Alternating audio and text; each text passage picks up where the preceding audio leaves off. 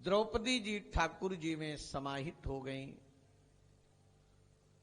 यह जो पांडवों के महाप्रयाण की कथा जो सुनते हैं, श्रद्धा के साथ उनके जीवन में मंगल ही मंगल होता है, कल्याण ही कल्याण होता है और वो परम पवित्र हो जाते हैं और भगवान के चरणों की भक्ति मिल जाती है, वे परम सिद्ध हो जाते हैं। जह श्रद्धई तद भगवत प्रियाण पांडो सुतानामिति संप्रयाणम शृणुत्यलम स्वस्तयनम पवित्रम लब्धा हरौ भक्ति मुपैति सिद्धिम। ध्यान दें, श्री परीक्षित जी हस्तिनापुर के राजा बने।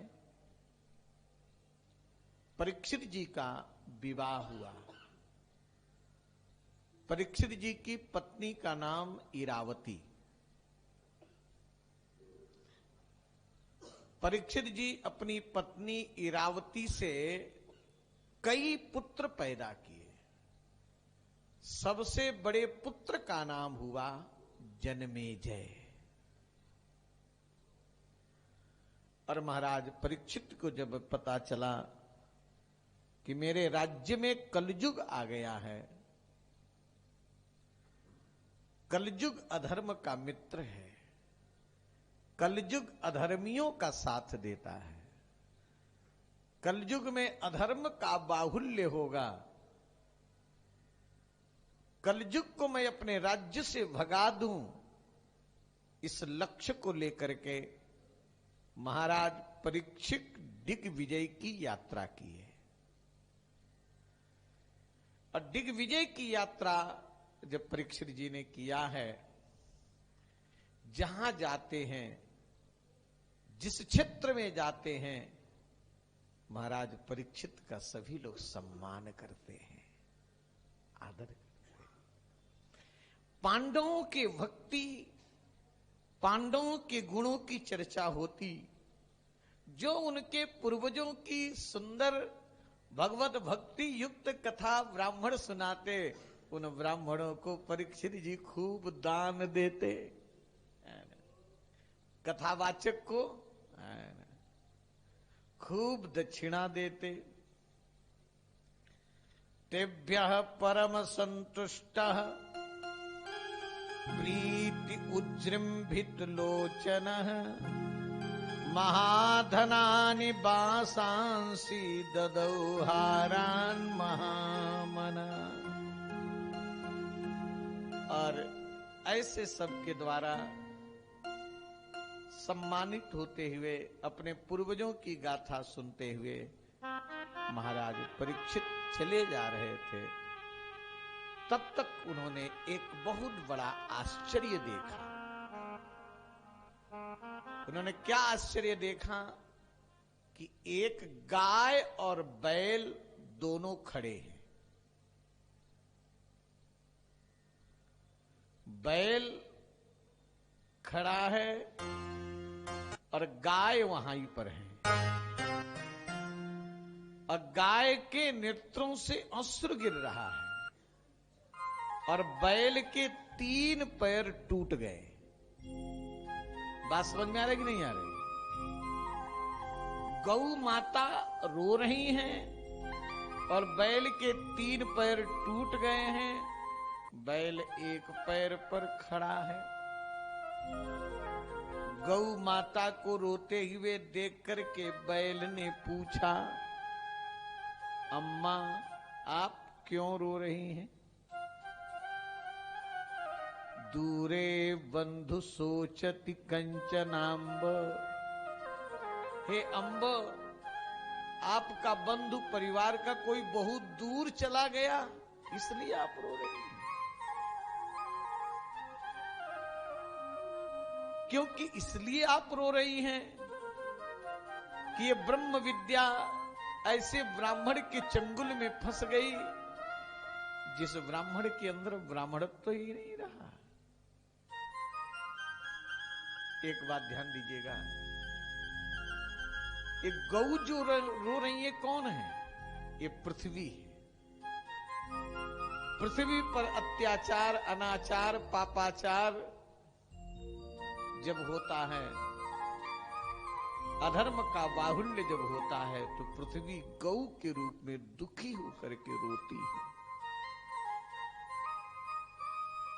और जिनके 3 पैर टूट गए, जो बैल एक पैर पर खड़ा है, ये धर्म ही बैल है। ये वृषभ धर्म के रूप होते हैं। ध्यान देना, धर्म के 4 चरण होते हैं। धर्म 4 चरण पर टिका हुआ है। ये 4 चरण कौन है? सत्य, ये चरण है। सत्य धर्म का चरण है। शौच माने पवित्रता, ये धर्म का द्वितीय चरण है। दया, ये धर्म का तीसरा चरण है। और दान, ये धर्म का चौथा चरण है। कलयुग ने सत्य को तोड़ दिया, शौच को तोड़ दिया, दया को तोड़ दिया।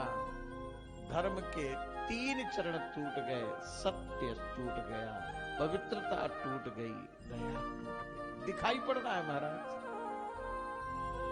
आजकल झूठ बोलने को लोग पाप नहीं मानते, और पवित्रता तो ऐसी रसातल में गई है कि जो नहीं खाना चाहिए, कहा नहीं खाना चाहिए, किसका नहीं खाना चाहिए, वही खा रहे हैं। ये जो विवाह में बफर सिस्टम चला है, पवित्रता तोड़ने के लिए चला है, और क्या है।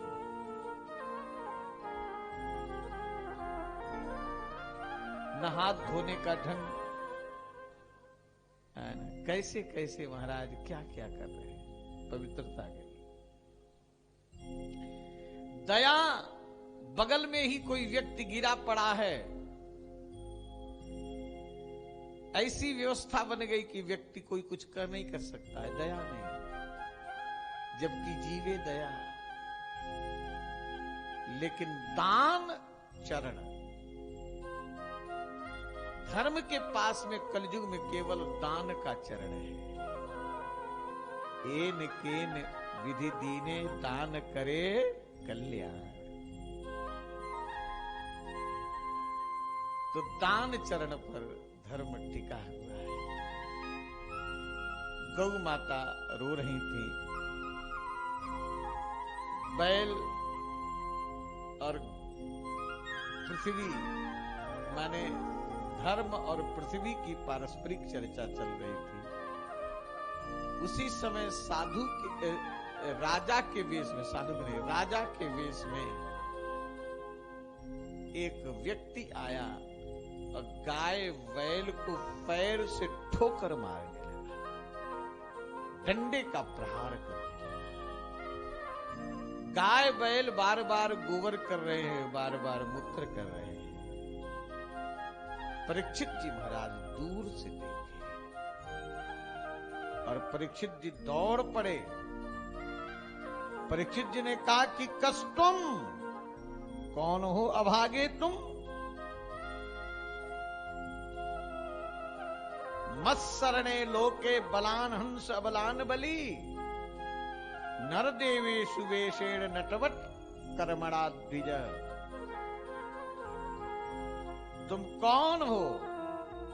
निर्बलियों को सताने वाला अभागा। राजा का वेश तो बनाया है, लेकिन तू राजा है नहीं।